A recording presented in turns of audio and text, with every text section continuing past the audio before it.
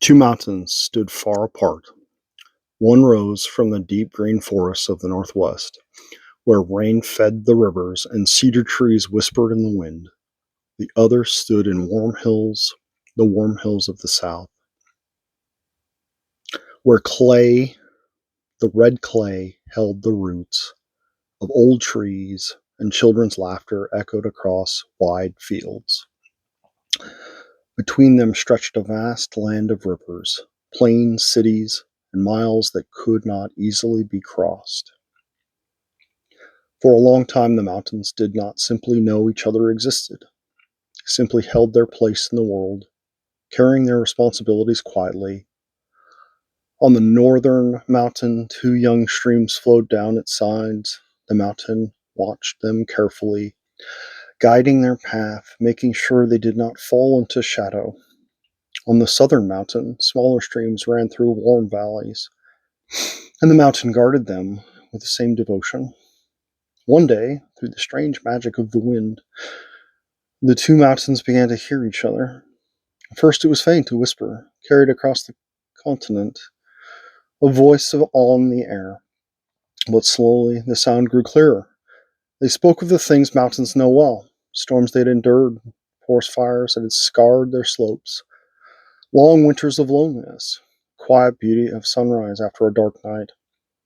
And something unexpected happened. Across thousands of miles, the two mountains recognized each other, not as strangers, but as something familiar.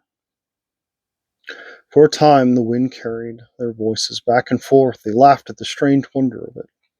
Two mountains separated by the width of a nation, discovering that their stone hearts beat with a similar rhythm. But the mountains cannot walk. They cannot lift their roots from the earth without destroying the valleys that depend on them. One evening, the wind grew quiet, and the truth settled gently between them. "If I move," the southern mountains said softly, "the streams that run from me would lose their path.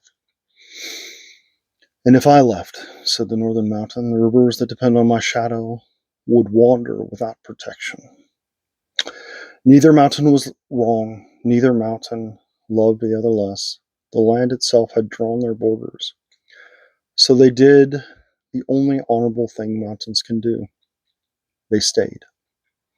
The wind still carries their voices sometimes, not as often as before, but enough to remember that somewhere far away stands another peak who understands their storms. And though the mountains remain where they are, something changed in both of them. Because once you know that another mountain exists in the world who speaks your language, the sky feels a little wider, and the long watch over the valleys below feels a little less lonely.